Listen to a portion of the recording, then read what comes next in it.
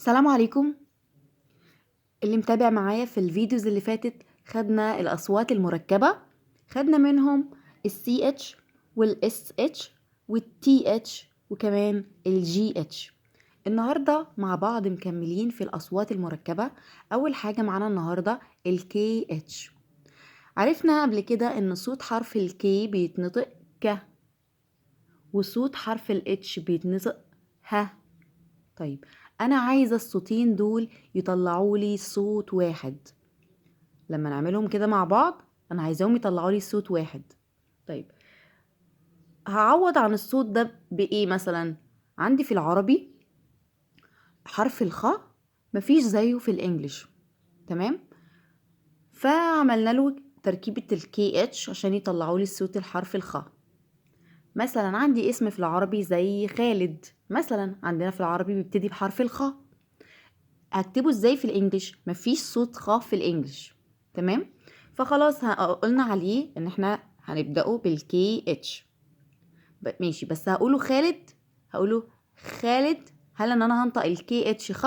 لا، هنطقها ك. يبقى الكي اتش هيتنطق معايا ك. هنطقه ازاي؟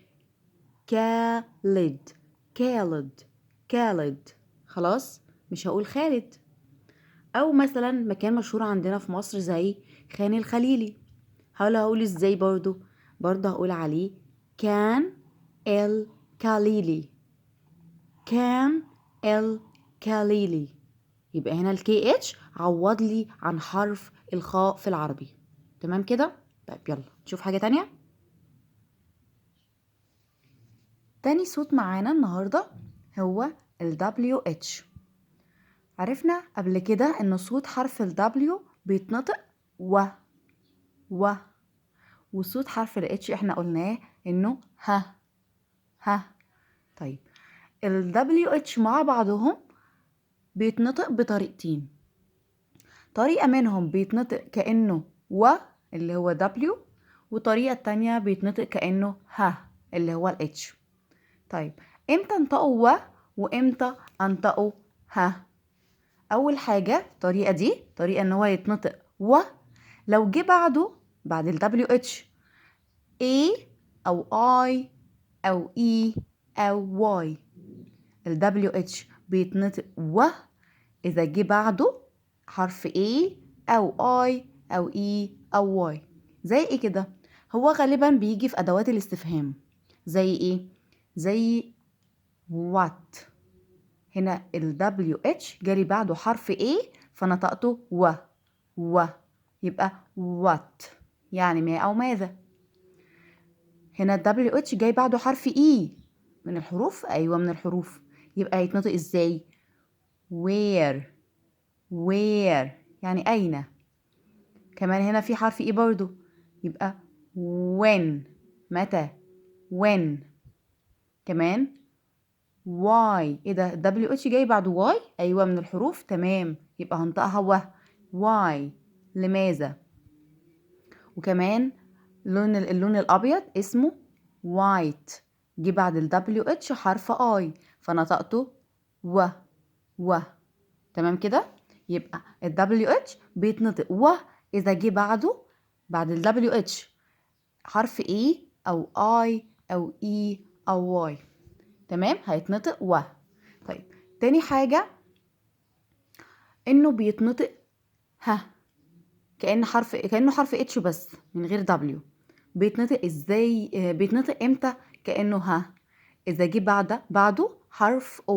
اذا جه بعد ال WH حرف O هنا هيتنطق ها، تمام؟ زي ايه؟ زي كلمة who يعني من، برضو أداة استفهام. ال WH هنا وراها حرف ال O فنطقته ها، يبقى هو، هو، هو يعني من. أو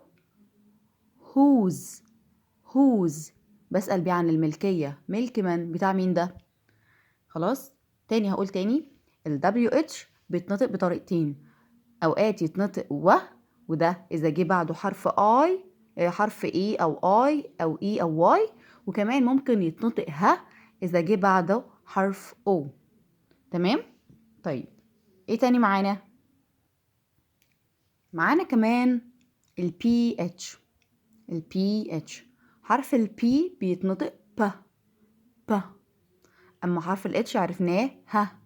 طيب الصوتين مع بعض دول هيطلعوا لي صوت واحد، وهو صوت ف، شبه صوت حرف ال F، او عندنا زي الفاء في العربي مثلا. خلاص ال PH بيتنطق ف. زي كلمة ايه؟ زي كلمة فوتو. فوتو صورة. او كلمة ايه كمان؟ فون. فون هاتف. او كلمة زي كلنا عارفينها elephant. elephant فيل. صوت ال BH عامة بيتنطق ف، بس في حاجات بتبقى خارجة عن القاعدة أو حاجات شاذة كده، بس مش كتير. مثلا الكلمتين دول هما اللي بيشذوا عن القاعدة أو بيخرجوا عن القاعدة. قاعدة إيه؟ قاعدة ال PH اللي هي بتتنطق ف. أمال هنا ال PH هتتنطق إيه؟ تعالوا نشوف. الكلمة دي مثلا she، وعندي ال PH هل انطقها she فرد؟ لا، قال لي لا. ال PH هنا في الكلمتين دول هيتنطقوا، تعالوا نشوف. she، sheep، hard، shepherd، shepherd. كأني قسمت الكلمة نصين، لغاية البي قلت sheep، وهنا من الأول الاتش قلت hard. hard يبقى shepherd. shepherd ده الراعي بتاع الغنم يعني. طيب ايه تاني من الكلمات اللي بتشذ عن القاعدة دي؟ كلمة مثلا زي peep hole. people. people الثقب بتاع الباب او العين اللي بتبقى في الباب دي. هنا كأني قسمت الكلمة نصين، كأني قسمتها نصين ونطقتها مقطعين. peep hole. peep hole. خلاص هنا الكلمتين دول بس اللي بيشذوا عن القاعدة دي. هنا ال PH بيتنطق ف، واحنا عرفنا كده.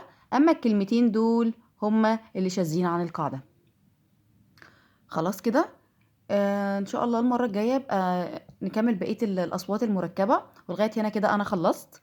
بشكركم. باي باي.